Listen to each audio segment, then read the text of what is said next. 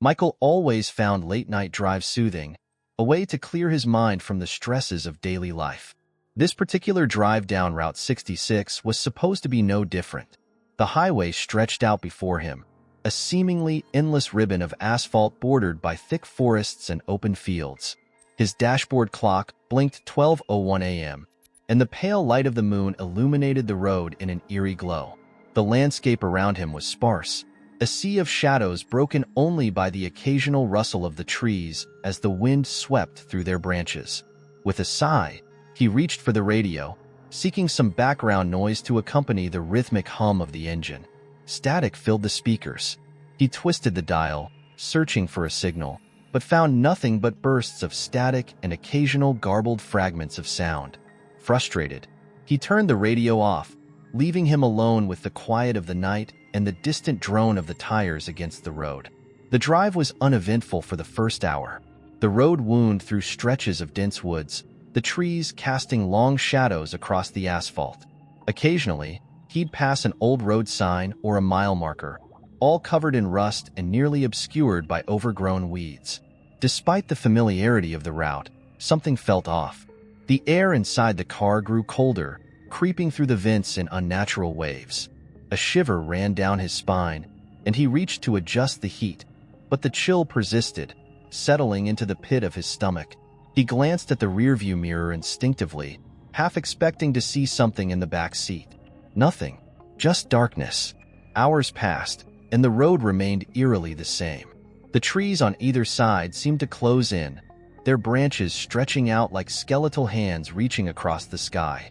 Michael squinted at the mile markers as they flashed by, trying to make sense of what he was seeing. Each one displayed the number 13. His grip on the steering wheel tightened as he passed yet another sign. Mile 13? Anxiety gnawed at him. How could this be? He hadn't turned off the highway, and the road had been a straight shot so far. He checked his phone, hoping the GPS could offer some explanation, but the screen was blank. No signal, no connection, just a small, spinning icon that made his heart sink further. His mind raced with possibilities. Had he somehow looped back? Was he lost? He scanned the roadside, looking for any familiar landmark that might clue him in on his location, but everything looked the same. An endless corridor of trees and shadows. He shook his head, trying to dispel the unease creeping into his thoughts. Then, something darted across the road ahead.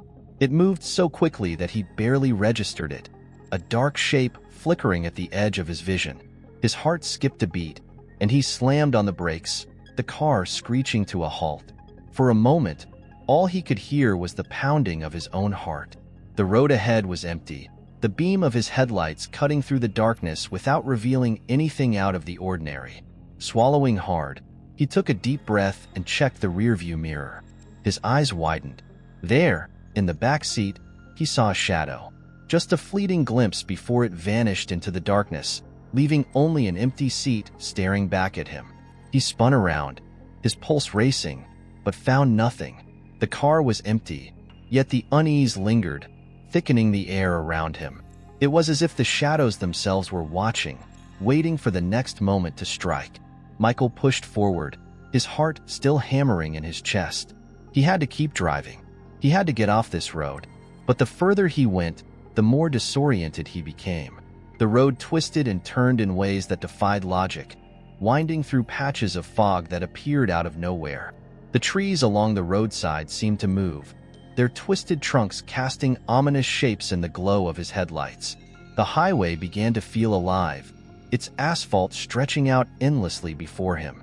Each bend revealed more of the same. Dark woods, twisting shadows, and the oppressive fog that clung to the car like a shroud. His headlights swept across a familiar road sign. Mile 13? Again. His skin prickled with fear. This was impossible. He had been driving for hours, and yet he was stuck on the same stretch of road. Panic bubbled up inside him, his breaths coming in short gasps. He accelerated, pushing the car faster down the road, desperate to escape this nightmare. The speedometer climbed, the engine roared, but the landscape remained unchanged. It was as if the road was toying with him, leading him in circles within its labyrinthine grip. Sweat trickled down his brow as he spotted a figure standing at the roadside. A hitchhiker. No, it couldn't be. He hadn't seen anyone else on this road all night. The figure stood motionless, head down, an arm outstretched in a silent plea for a ride. Michael's heart pounded against his ribs. As he sped past, he caught a glimpse of the hitchhiker's face in the rearview mirror. Pale, expressionless, eyes hollow and staring straight at him. He nearly screamed as the figure disappeared, replaced by the familiar darkness. The realization hit him like a punch to the gut. He wasn't just lost on the road. He was trapped in it. This highway had become a living nightmare, an endless loop of fear and despair. The whispers began not long after the hitchhiker vanished. At first, they were faint, barely distinguishable from the hum of the engine and the wind rushing past the windows. But soon, they grew louder, a chorus of disembodied voices murmuring unintelligible words. Michael's grip on the steering wheel tightened, his knuckles turning white. He glanced around frantically, scanning the roadside and the woods beyond for any sign of life. There was nothing. Only the endless trees and the flickering shadows that seemed to move just out of reach of the headlights. The whispers surrounded him, filling the car with a sense of foreboding. He turned up the radio, hoping to drown them out, but all he got was static. The voices persisted, weaving through the noise like threads of a dark tapestry. His eyes flicked to the rearview mirror. The darkness behind him seemed to shift, taking on shapes that writhed and contorted. For a brief moment, he thought he saw faces in the shadows, twisted, ghostly visages with eyes full of despair. His heart pounded harder, and he tore his gaze away, focusing on the road ahead. Another mile marker loomed out of the darkness, its rusted numbers glinting ominously in the light. Mile 13. Again, desperation clawed at his chest. He hit the brakes, bringing the car to a screeching halt in the middle of the road. The whispers grew louder, surrounding him, pressing in on all sides. He covered his ears, shutting his eyes tightly, willing them to go away. But they only intensified. A cacophony of voices calling out to him, whispering his name, pleading for help. Panic clawed at Michael as the whispers grew louder, circling his mind like vultures around a carcass. He pressed down on the accelerator, his foot trembling, but he couldn't stop now.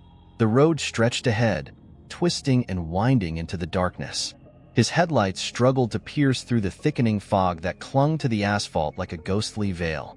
Every time he thought he had traveled far enough, the same scenery met his eyes. Gnarled trees, the same rusted road signs, and the ever-present mile 13. His hands gripped the steering wheel, knuckles white, as his eyes darted back and forth. Every nerve in his body screamed at him to turn around, but he knew it wouldn't matter. This highway didn't want him to leave. He thought of pulling over and stopping the car, but the idea filled him with a cold dread. The car felt like the only safe space, a fragile cocoon against the nightmare lurking outside. The dashboard clock blinked 3:33 a.m.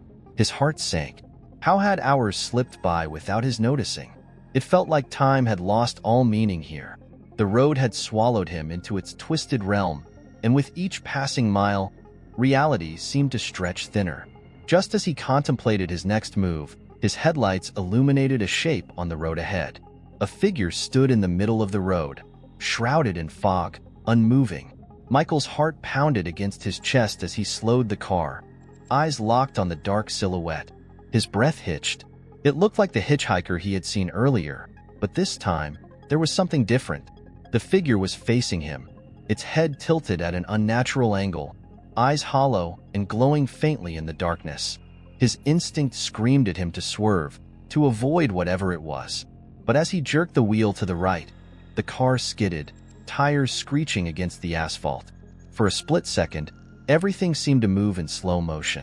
The car veered off the road, plowing into the dense underbrush, branches scraping against the windows like skeletal fingers. He slammed on the brakes, the car lurching to a stop just before hitting a large tree. Gasping for breath, Michael looked up, scanning the darkness outside. The figure was gone. His heart raced, his hands shaking violently as he gripped the steering wheel. The whispers returned, faint at first, then rising in a frantic chorus. A cold, clammy air filled the car, and the temperature plummeted. He turned to check the back seat, eyes wide with terror. A shadowy figure now sat there, eyes glowing with a sickly light. It opened its mouth, but no sound came out.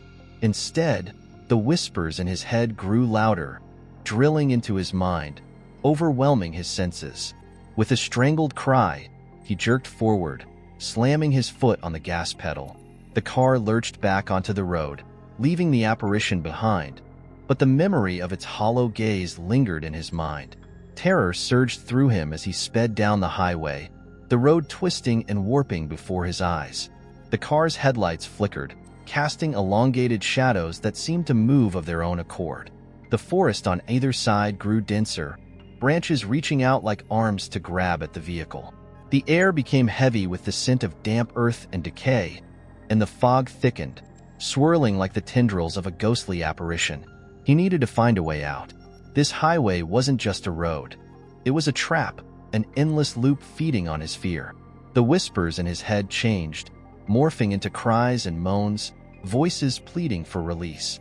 He gritted his teeth, fighting the urge to scream. He had to focus, to find something, anything, that could break the cycle. His eyes flickered to the dashboard. The gas gauge was plummeting, the needle dangerously close to empty. Desperation clawed at him as he scanned the road ahead. In the distance, through the swirling mist, he saw a faint glow. Headlights? No, it was something else, a dim, flickering light that wavered like a candle flame in the wind. With no other options, he pressed forward, steering toward the light. As he approached the glow, it took form, a small, run-down rest stop on the side of the highway. The building was dilapidated, its paint peeling, windows covered in grime. A single, flickering neon sign buzzed above the entrance, casting an eerie red hue onto the pavement. It looked abandoned, like it had been left to rot decades ago.